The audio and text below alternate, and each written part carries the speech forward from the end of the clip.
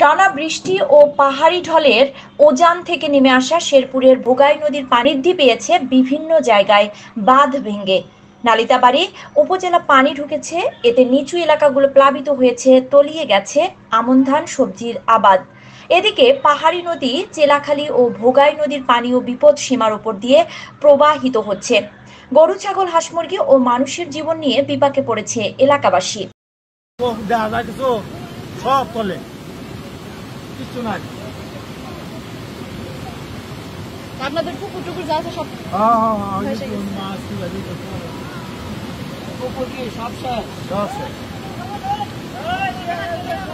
এমন পানি হয়েছে, পানিলে রাইন দেখা যাবে না, বাঘ ধরো পানি। এখন এই জলাবদ্ধতার ভিতরে আমরা প্রায় 500 পরিবার বাধাগ্রস্ত হয়েছি। আমাদের এই পুকুরে 8 মণ মাছ ছাড়া হয়েছিল, এই জলাবদ্ধতার কারণে 8 মণ মাছ চলে গিয়েছে। মানুষ ক্ষতিগ্রস্ত, পুকুরের মাছ প্রায় চলে গেছে, মানুষ অনেক দুরবস্থায় আছে।